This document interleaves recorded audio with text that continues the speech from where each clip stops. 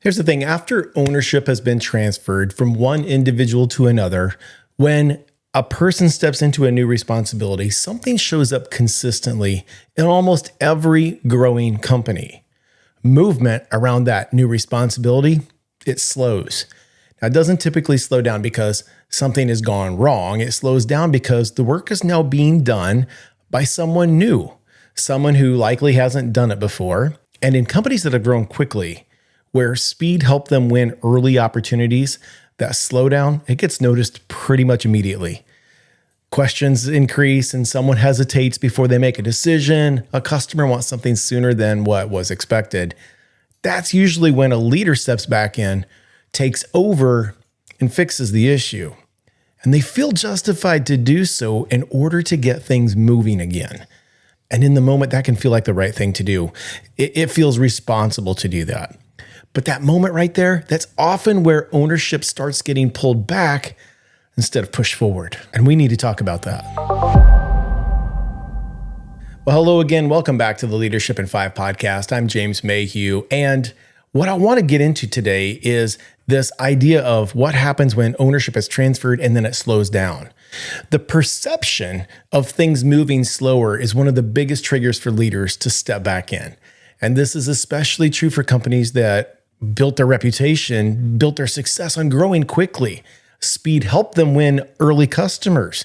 Speed helped them solve problems faster than their competitors. Speed even helped them expand when others hesitated. And without warning, over time, speed actually becomes the norm. It becomes part of your culture.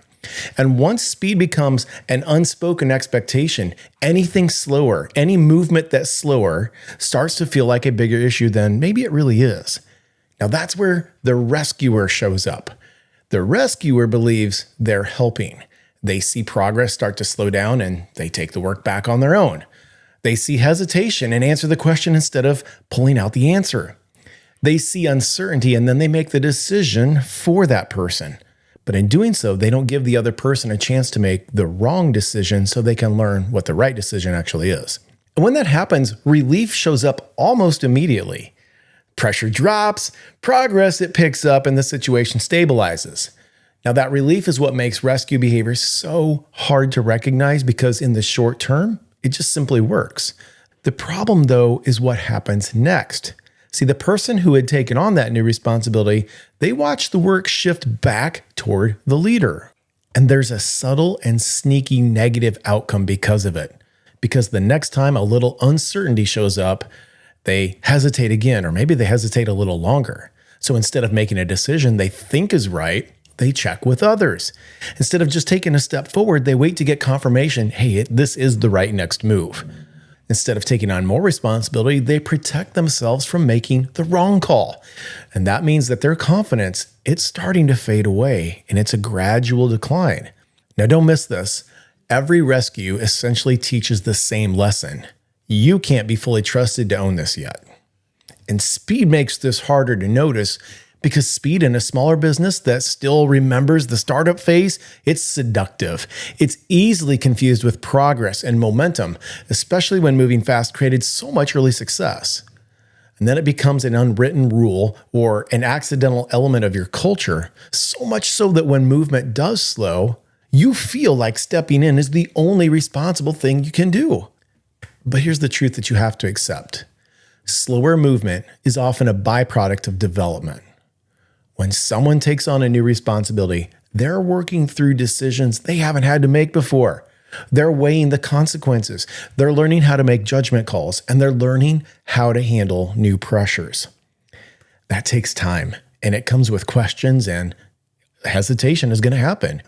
If you interrupt that process too early, then the ownership, it never really gets fully transferred.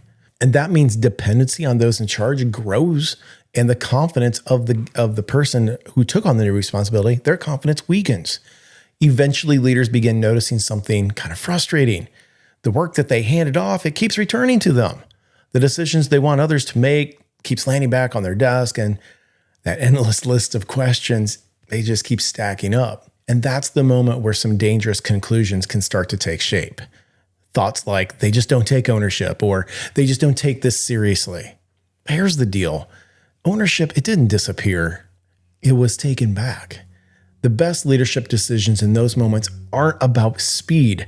They're actually about restraint. They're about staying present without taking over.